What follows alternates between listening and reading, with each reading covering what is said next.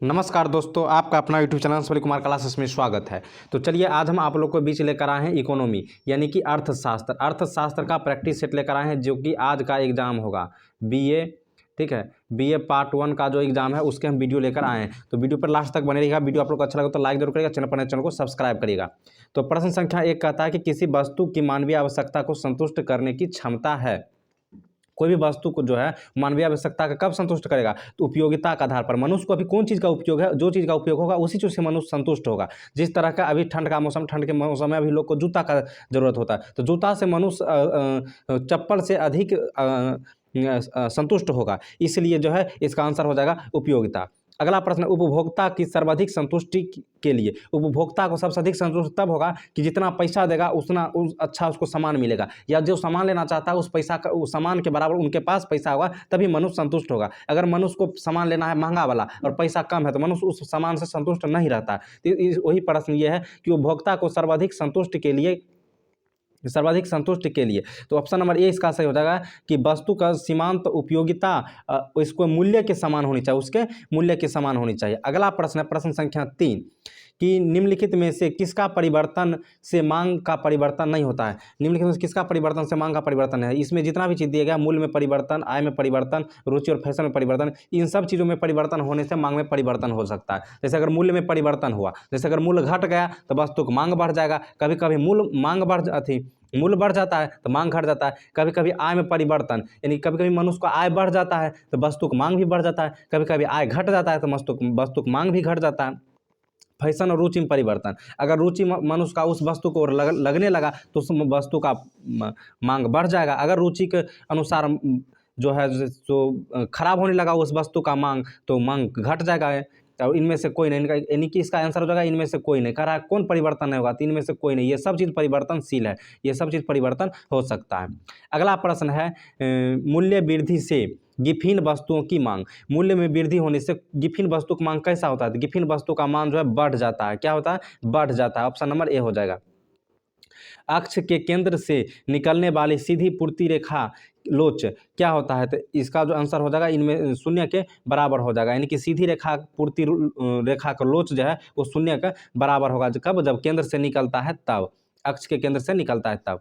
अगला प्रश्न है उत्पादन का सक्रिय साधन है। उत्पादन का जो सक्रिय साधन होगा ना वो पूंजी होगा। जैसे लोग का पूंजी नहीं रहेगा तो उत्पादन अच्छी तरीके से नहीं कर पाएगा। तो चलिए अगला प्रश्न है औसत लागत का वक्र का आकार कैसा होता है। तो याद रखिएगा कि औसत लागत का वक्र का आकार जो होता है यू होता है। औसत जो होता है औसत का आकार यू होगा। औसत का आकार कैसे होगा, यू। यानी कि अ हम लिखते हैं तो दो गो यू को जोड़कर अ लिखते हैं, याद रखिएगा। दो गो यू को जोड़ते हैं तो अ हो जाता है, याद रखिएगा यू आकार का होगा। ठीक है। अगला प्रश्न है कि जब सीमांत उपयोगिता ऋणात्मक होती है तब कुल उपयोगिता क्या होगा। जब सीमांत का जो है उपयोगिता ऋणात्मक में होगा, माइनस में होगा, तो कुल उपयोगिता क्या होगा, तो वो जो है घटने लगेगा। इसका मतलब क्या हुआ कि जब कोई भी चीज़ माइनस में जाता है तो इसका मतलब वो घट रहा है। क्या हो रहा है, घट रहा है। चलिए अगला प्रश्न है कि यदि किसी वस्तु का मूल्य 40% परिवर्तन के कारण मांग में 60% परिवर्तन हो जाए तो लोच क्या होगा। तो लोच जो है इसका 0.5 होगा। लोच क्या होगा, 0.5 होगा। अगर किसी वस्तु का मूल्य में 40% की परिवर्तन हो जाए और 60% मांग में परिवर्तन हो जाए तो उसका मांग का लोच हो जाएगा 0.5। ठीक है। अगला प्रश्न पर चलते हैं। प्रश्न संख्या 10 कह रहा है विलासित वस्तुओं की मांग क्या। विलासित वस्तुओं की मांग क्या होगा, बेलोचादार होगा। विलासित मतलब मौज मस्ती का जो वस्तु होगा वो बेलोचादार होगा, घटते बढ़ते उसका रहता है रेट। मुद्रा वह वस्तु है, मुद्रा कौन सा वस्तु है वो बतलाना। तो मुद्रा जो मूल्य के मापक हो। सही बात, मुद्रा जो है मूल्य को मापता है। जो सामान्य विनिमय के लिए स्वीकार किया जाए, ये सामान्य विनिमय के लिए स्वीकार किया जाता है। इसमें लोचा नहीं लगता है, भारी नहीं होता है। जिसके रूप में धन संपत्ति की संग्रह किया जाए और इसी के रूप में धन संपत्ति की संग्रह किया जाता है। यानी कि इनमें से सभी हो जाएगा। ऑप्शन नंबर डी इसका आंसर हो जाएगा। ऑप्शन नंबर डी इसका आंसर हो जाएगा। चलिए अगला प्रश्न है कि मुद्रा की पूर्ति से हमारा आशा है। मुद्रा की पूर्ति से हमारा आशा क्या है, बैंक में जमा राशि। ठीक है, मुद्रे से हम बैंक में रुपया जमा कर सकते हैं। जनता के पास उपलब्ध रुपया, मुद्रे ही हमारे पास उपलब्ध रुपया का काम करता है। डाकघर में जमा बचत खाते की राशि, डाकघर में हम पैसा जमा करेंगे मुद्रे से। यानी कि इनमें से सभी हो जाएगा। ऑप्शन नंबर डी हो जाएगा, मुद्रा की पूर्ति शायद। ठीक है। चलिए अगला प्रश्न पर चलते हैं। प्रश्न संख्या 13 प्रश्न संख्या 13 क्या कर रहा है कि मुद्रास्फीति वह स्थिति है, मुद्रास्फीति कौन सा स्थिति है, मूल्य स्तर की स्थिर रखता है या मूल्य में ह्रास पर वृद्धि होता है या मूल्य स्तर की निरंतर वृद्धि होते रहता है या इनमें से कोई नहीं। तो इसका आंसर हो जाएगा सी, मुद्रास्फीति में मूल्य का जो स्तर है वो निरंतर वृद्धि होते रहता है, निरंतर जो है गति बढ़ते रहता है इस प्रकार से। ठीक है, चलिए अब हम अगला प्रश्न पर चलते हैं। प्रश्न संख्या 14 कहता है व्यावसायिक बैंक नोट निर्माण करती है, यानी कि नोट निर्माण करता है या ग्राहकों से जमा स्वीकार करती है या ग्राहकों को ऋण देती है।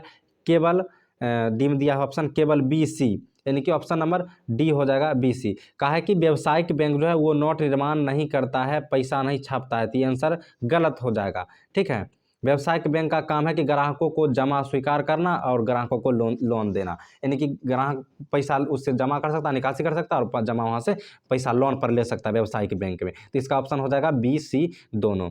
अगला प्रश्न है कि भारतीय रिजर्व बैंक की स्थापना किस वर्ष हुई थी, तो ऑप्शन नंबर सी सही होगा 1935 ईस्वी में। भारतीय रिजर्व बैंक की स्थापना 1935 ईस्वी में हुआ था। भारत में बैंकिंग क्षेत्र में सुधार से जुड़ा हुआ है, भारत में बैंकिंग क्षेत्र से सुधार से जुड़ा हुआ है। वर्ष 1991 नरसिंह कमोटी वाईवी रेड्डी कमेटी, तो इसका आंसर हो जाएगा ए और बी दोनों, ए बी, यानी कि 1991 में नरसिंह कमेटी के द्वारा सुधार किया गया था, नरसिंहम कमेटी के द्वारा सुधार किया गया था 1991 में। चलिए अगला प्रश्न है कि विनिमय दर का अर्थ होता है, विनिमय दर का क्या अर्थ होता है, एक विदेशी मुद्रा के लिए कितनी देशी मुद्रा देनी होगी, या ऑप्शन नंबर बी है एक विदेशी मुद्रा के लिए कितनी दूसरी विदेशी मुद्रा देनी होगी, ऑप्शन नंबर सी है विदेशी मुद्रा की खरीद बिक्री, या इनमें से सभी। इनमें से सब हो जाएगा, विनिमय दर में इनमें से सभी हो जाएगा, ऑप्शन नंबर डी। ठीक है, विष्टि अर्थव्यवस्था अध्ययन करती है, यानी कि विष्टि अर्थव्यवस्था अध्ययन करती है व्यक्तिगत इकाई, आर्थिक सामग्री, राष्ट्रीय आय, या इनमें से कोई नहीं। तो ऑप्शन नंबर ए हो जाएगा व्यक्तिगत इकाई, व्यक्तिगत इकाई जो विष्टि अर्थव्यवस्था का अध्ययन करता है। ऑप्शन नंबर बी है किसी सामान्य वस्तु की मांग वक्र का ढाल क्या होगा, किसी सामान्य वस्तु की मांग वक्र का ढाल ऋणात्मक होगा, जब सामान्य वस्तु का मांग होता है तो ऋणात्मक होता है, माइनस में होता है। अगला प्रश्न है समसीमांत उपयोगिता नियम के अनुसार उपभोक्ता को संतुष्ट की शर्त क्या है, तो उपभोक्ता संतुष्ट की शर्त ऑप्शन नंबर ए दिया गया है MUA बट्टा PA, MUB बट्टा PB, ये भी सही होगा। और ऑप्शन नंबर बी दिया गया है MUA PA और MUB PB, यानी कि ये भी सही होगा, ऑप्शन नंबर सी सही होगा, यानी कि ए और बी दोनों सही होगा। चलिए अगला प्रश्न है एक चतुर्थ क्षेत्रीय या खुली अर्थव्यवस्था में संतुष्ट की शर्त क्या है, तो इसका संतुष्ट की शर्त होगा बचत प्लस कर प्लस आयात बराबर निवेश सरकारी व्यय निर्यात। ठीक है, बचत का हो जाएगा, बचत का निवेश हो जाएगा, जितना बचत करें उतना खर्चा हो जाएगा, कर लेंगे नहीं कि कर्जा लेंगे तो सरकार के व्यय देना होगा, ब्याज जोड़ कर देना होगा, और आय होगा आयात होगा, यानी कि आएगा तो निर्यात भी होगा, आएगा तो जाएगा भी। अगला है कुल रिसाव बराबर कुल अंतःक्षेपण, यानी कि कुल रिसाव बराबर कुल अंतःक्षेपण, और तीसरा गया समग्र उत्पादन बराबर समग्र व्यय, तो यानी कि ऑप्शन नंबर डी सही हो जाएगा, इनमें से सभी सही होगा। ठीक है, अगला प्रश्न है कि यदि किसी देश की विदेशों से प्राप्त निवल आय ऋणात्मक हो तो क्या होगा, सकल घरेलू आय छोटा होगा और सकल राष्ट्रीय आय बड़ा होगा, या सकल घरेलू उत्पाद बड़ा होगा, सकल राष्ट्रीय उत्पाद छोटा होगा, या सकल घरेलू आय छोटा या बराबर होगा, या सकल राष्ट्रीय उत्पाद बड़ा या बराबर होगा। सकल घरेलू उत्पाद बराबर सकल राष्ट्रीय उत्पाद बराबर होगा। तो देखिए इसका आंसर ए सही हो जाएगा। यदि किसी देश में विदेश से प्राप्त निवल आय ऋणात्मक होगा, अगर किसी देश से ऋणात्मक में आय आता है तो सकल उत्पाद जो है वो कम होगा, लेकिन राष्ट्रीय उत्पाद जो सकल राष्ट्रीय उत्पाद अधिक होगा, सकल राष्ट्रीय उत्पाद अधिक होगा। चलिए अगला प्रश्न है कि मार्शल के अनुसार किसी वस्तु की उपयोगिता को, मार्शल के अनुसार किसी वस्तु को उपयोगिता को मुद्रा से मापा जा सकता है, या मुद्रा से नहीं मापा जा सकता है, या संख्यात्मक रूप से मापा जा सकता है। देखिए मुद्रा जो है वो तो जानबे करते हैं कि ये नहीं होगा कि मुद्रा से नहीं मापा, मुद्रे से ही सब कुछ मापा जाता है। ये मार्शल के अनुसार है और हकीकत यही है कि मुद्रे से मापा जाता है वस्तु को, और संख्यात्मक रूप से भी मापा जाता है, यानी कि संख्यात्मक रूप से भी हम मुद्रा के अनुसार मापते हैं। तो यानी कि ए और सी सही हो जाएगा, यानी कि ऑप्शन नंबर इसका डी सही हो जाएगा कि ए और सी दोनों। चलिए अगला प्रश्न है कि निम्नलिखित में कौन सीमांत उपयोगिता ह्रास नियम का अपवाद नहीं है। ह्रास नियम का अपवाद है रोटी और दूध नहीं है, क्योंकि रोटी दूध को अर्थशास्त्र से कोई लेना देना नहीं है। इसमें लेना देना क्या चीज़ है, तो है नशीली वस्तु का उपभोक्ता, मुद्रा का संचयन, दुर्लभ वस्तु का संग्रह। तो इसका हो जाएगा रोटी और दूध। एक पूर्णतया बेलोचदार मांग वक्र कैसा होगा। पूर्णतः बेलोचदार मांग कैसा होगा, तो वाई अक्ष के समांतर होगा, वाई अक्ष के समांतर होगा। चलिए अगला प्रश्न पर चलते हैं। अगला प्रश्न है कि आय बढ़ने पर उपभोक्ता किन वस्तुओं की मांग घटाता है। आय अगर बढ़ जाएगा तो उपभोक्ता किन वस्तु की मांग घटा देगा, तो गिफिन वस्तुओं को। कौन वस्तु का, गिफिन वस्तुओं को। इसमें से ऑप्शन नंबर सी सही हो जाएगा कि गिफिन वस्तु की मांग घट जाएगा। किसी अर्थव्यवस्था में एक वर्ष के अंतर्गत उत्पादित अंतिम वस्तुएं तथा सेवाओं का बाजार मूल्य को कहते हैं। कौन मूल्य को कहा जाता है, तो कुल राष्ट्रीय आय उत्पाद। यानी कि किसी भी अर्थव्यवस्था में एक वर्ष के अंतर्गत उत्पादित अंतिम वस्तु तथा सेवाओं का बाजार का मूल्य को जो है कुल राष्ट्रीय उत्पाद कहा जाता है। चलिए अगला प्रश्न पर चलते हैं। अगला प्रश्न है कि निम्नलिखित में से कौन साख नियंत्रण का गुणात्मक विधि है। निम्नलिखित में से कौन सा साख नियंत्रण का गुणात्मक विधि है, तो ऑप्शन नंबर बी सही हो जाएगा, उपभोक्ता साख का नियंत्रण। उपभोक्ता साख का नियंत्रण, उपभोक्ता जो है साख का नियंत्रक है। ठीक है। अगला प्रश्न है कि GNP/MP बराबर क्या होगा, तो इसका आंसर हो जाएगा बी कि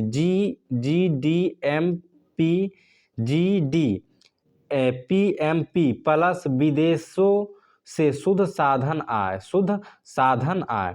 इसका आंसर हो जाएगा ऑप्शन नंबर बी।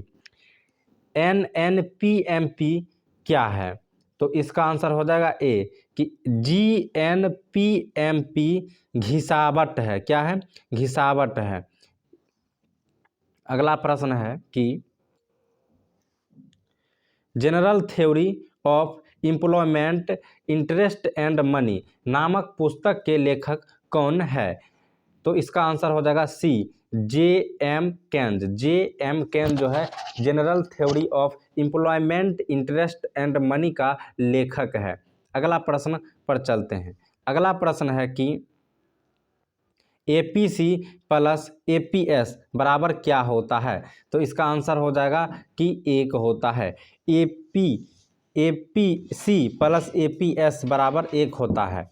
अगला प्रश्न है साख निर्माण से तात्पर्य बैंकों की उस शक्ति से है जिसके द्वारा क्या होता है, गौण जमाओं का विस्तार करते हैं ना, गौण जमाओं का विस्तार करते हैं। यानी कि बैंक जब लोग का साख देते हैं तो पुराना साख देते हैं कि ये लोग आगे कभी ऋण लिया होगा तो किस तरह से व्यवहार किया होगा, समय पर व्यवहार पैसा जमा किया है या नहीं किया है, तो इसका आंसर हो जाएगा गौण जमाओं का विवरण करते हैं। अगला प्रश्न है उत्पादन तकनीक के चयन का अर्थ। उत्पादन तकनीक के चयन का अर्थ क्या हो जाएगा, कैसे उत्पादन करे। उत्पादन तकनीक का चयन का अर्थ होगा कि कैसे उत्पादन करे, कोई भी चीज़ का कैसे उत्पादन करे। अगला प्रश्न है समसीमांत उपयोगिता नियम के प्रतिपादक थे। समसीमांत उपयोगिता नियम के प्रतिपादक गॉसेन थे। कौन थे, गॉसेन थे। समसीमांत उत्पादक नियमों का प्रतिपादक कौन थे, गॉसेन थे। ठीक है। पेट्रोल की कीमत में वृद्धि से गाड़ी की मांग क्या होगी, तो गाड़ी की मांग कमी होगी। अगर पेट्रोल में वृद्धि होगा तो गाड़ी का मांग कम हो जाएगा। यदि वस्तु की मांग में अनुपातिक परिवर्तन और वस्तु के मूल्य में अनुपातिक परिवर्तन के बराबर हो तो मांग का लोच क्या होगा, तो मांग का लोच जो है इकाई के बराबर हो जाएगा। यानी कि मांग में भी अनुपातिक हो जाएगा और वस्तु के मूल्य में भी अनुपातिक हो जाएगा परिवर्तन, तो इकाई बराबर होगा। क्या होगा, इकाई बराबर होगा। अगला प्रश्न है उत्पाद किसका फलक है। उत्पाद किसका फलक है, उत्पाद जो है उत्पादन के संसाधनों का फलक है, उत्पाद के संसाधनों का फलक है। अगला प्रश्न है, डैश में उत्पादन की सभी संसाधनों में परिवर्तन संभव है। तो दीर्घकालीन यानी कि आने वाले समय के लिए सभी उत्पादनों में संसाधन का परिवर्तन संभव है। अगला प्रश्न है इस प्रकार की, प्राचीन काल में सिक्कों का पूर्ति सिक्कों का पूर्ति, प्राचीन काल में सिक्कों का पूर्ति कौन सा दार था, यानी कि तो इसका हो जाएगा पूर्णतया बेलचादार था प्राचीन समय का सिक्कों। औसत स्थिर लागत वक्र कैसा होगा, औसत स्थिर लागत वक्र इनमें से कोई नहीं होगा। इससे पहले वाले ऑप्शन में हम क्वेश्चन आया था, हम बतलाए थे कि औसत यानी कि अ से बना, और जो है 2 यू से बना है, तो इसका आंसर क्या हो जाएगा, यू के आकार का होगा, यू अक्ष के आकार का। चलिए अगला प्रश्न है कि संतुलन कीमत में अधिक कीमत पर संतुलन कीमत से अधिक कीमत क्या होगा। ऑप्शन नंबर ए दिया गया है, वस्तु की मांग अधिक होगी या वस्तु की पूर्ति अधिक होगी, तो ऑप्शन नंबर सी सही होगा, यानी कि दोनों होगा, वस्तु की मांग भी अधिक होगा और वस्तु की पूर्ति भी अधिक होगा। निम्न में से कौन राष्ट्रीय आय में शामिल नहीं किया जाता है, निम्न में से कौन राष्ट्रीय आय में शामिल नहीं किया जाएगा, अस्माकम आय, आकस्मिक आय का जो है राष्ट्रीय आय में शामिल नहीं किया जाता है। शुद्ध अप्रत्यक्ष कर बराबर है, शुद्ध अप्रत्यक्ष कर बराबर है किसके, तो ये होगा सहायता के, शुद्ध अप्रत्यक्ष कर जो है सहायता के बराबर है, ठीक है, शुद्ध अप्रत्यक्ष कर सहायता के बराबर है। अगला प्रश्न है, सीमांत उपभोग प्रवृत्ति MPC एवं सीमांत बचत प्रवृत्ति MPS के बराबर में सही कथन है। तो दोनों का जब अभी तुरंत देखें कि दोनों का योग करिएगा तो एक हो जाएगा, कहाँ पर एक हो रहा है, यहाँ पर एक हो रहा है, ऑप्शन नंबर ए सही हो जाएगा, यानी कि MPS और MPC होगा, यहाँ पे एस दे दिया गया है, दोनों का जोड़िएगा तो दोनों बराबर हो जाएगा। चलिए अगला प्रश्न है, अवस्थिति अंतराल